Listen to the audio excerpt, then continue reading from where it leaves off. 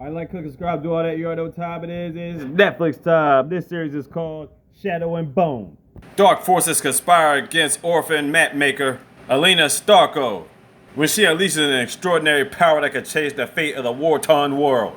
So season 1 has 8 episodes and 50 minutes apiece. And you know how we do, we just cover the first episode to get you started. So here we go, episode 1, a searing burst of light. Spoiler alert, let's get it. So here we have Alina talking to this guy named Alexei. They're on some type of carriage or wagon or something like that. I'm not sure exactly, they're part of some type of army though. Then we get a backstory when she was a kid about her parents getting eaten alive by this thing called The Fold. Whatever the fuck that is. She gets to the site where they're about to camp out at, which is right in front of The Fold. I mean, it looks like a wall of clouds with lightning sparking around it. Then we get a little bit of backstory about her best friend named Mao. See, they both grew up in some type of orphanage. As he got older, he got stronger, participated in fight tournaments and all that. So after he whipped somebody's caddy ass, this dude talk about fight me, he's used some type of wind magic or something like that. So right at the back, I'm thinking to myself, this nigga's a bitch. You go fight somebody after they just had a fight and you using wind magic and shit. So Mao and Alina meet back up. I guess they're some part of a battalion or something like that. Now I'm thinking to myself, this is science fiction, but if you look at their uniforms, it's like some 1950s or 1940s type shit. Then you got these people in blue that could control fire out of thin air. If you don't get your Full Metal Alchemist police mutation circle having asses. Anyway, they met up with two of their friends, one named Malti, the other one named Dorov or something. And I guess they're all part of the same battalion or group or whatever. But the commander picked certain people to go into the fold, and the only one they picked out of their group was Mal. He tells him to make it back. He's like, look, don't worry about it. Hey, I'll get to spend some of this fight money at Cutterberg. Now, Cutterberg is a town on the other side of the fold.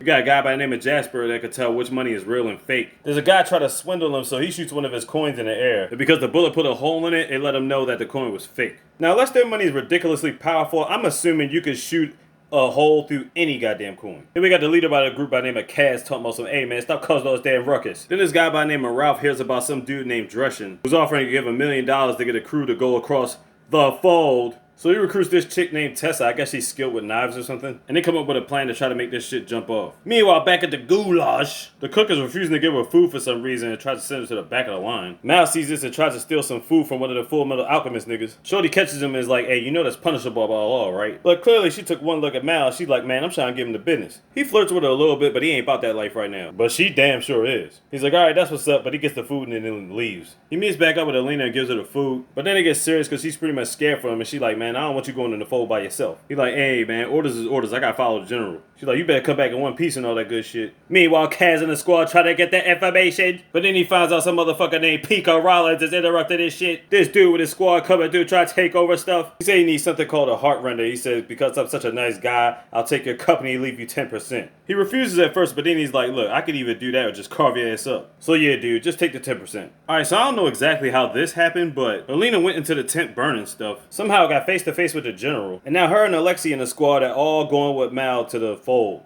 They get on the boat, Mal's like, what the fuck? The general told us to go and that's that. So now we got a couple of Full Metal Alchemist generals on the boat too. So you got people that control magic with fire and people that don't control magic got guns. Alright, cool. And now they're entering the fold. Inside it gets ridiculously dark. I'm getting Pirates of the Caribbean vibes right here. Alright, so the people that control fire, they say they don't want to use their powers because they don't want to alert anybody or alarm anybody of the things that are coming. But leave it to one goofy motherfucker to light a goddamn lantern. Yeah, I know, baby girl, he was real dumb for that shit. And oh my god, what the fuck is that thing behind him? Whatever it was, snatched this goofy ass up. Dud deal dead. And on top of that, he drops the lantern and the boat catches on fire. There's a bunch of joints terrorizing niggas. What in all of the fuck? This nigga Alexei jumps through a hole in the boat like, fuck this shit, I'm out. And I just realized they're not on water, they're actually on sand, so he's like running across the sand. Oh shit, one of them grabbed Mal. Get your mans, baby girl, don't let it happen. But he's stabbing his foot like, get the fuck out of here with that shit. Mal gets the boomstick, it gets groovy like Ash Williams out this bitch. There you go, get your mans. And you can't be dying, nigga, it's the first episode. All of a sudden, one of them things grab her. Oh no! Then all of a sudden, she starts glowing out of nowhere. Then all this light just starts taking over. I don't know what just happened, but on the other side, they waiting on niggas. The other side is Cuttersburg, by the way. The only person that ran straight through the void was Alexei. They're like, hey man, where the rest of your squad? So as Pico Rollins is taking over the spot, niggas give him the news that, hey yo, somebody stole your heart charm or somebody like that. He's like, who the fuck would do something like that? Kaz and its crew. They took it right from under your noses, and they come over to see the Dreshin. He's like, man, we about to cut this deal. We gonna make this shit pop off. What's good? He takes him downstairs to this guy in a robe. So who is this dude? Oh shit, it's Alexei. How the hell did Dreshin get a hold of him? Well anyway, Alexei's so traumatized he can't even talk. So they used the heart healer to get information out of him. So the backstory is once he got out the boat, he was just running away. He seen the light that was coming from the boat. It was actually coming from Alana. It was wiping out all these bat creatures. So apparently she does have powers. They call her a sun summoner. I'm guessing that's what it is. So now they got everything they wanted out of him. Mr. Drescher turns around and bangs off on his ass, killing Alexi. Done deal, dead. He said he don't need nobody else knowing, but damn, it's like, how you just gonna murk that nigga? But then again, Alexi did run away from the crew, try to save his own ass. So Drescher's like, come on, what y'all waiting for? We gotta get across the fold. But I think they need another component, so he's like, all right, you got 24 hours. And that's the first episode for you. This shit threw so much mayhem at me in a span of 50 minutes. Shadow and Bone on Netflix. Check it out. Like, click, subscribe, do all that. You already know what time it is. Sleep easy out the easy, best. Big. Who got that slogan?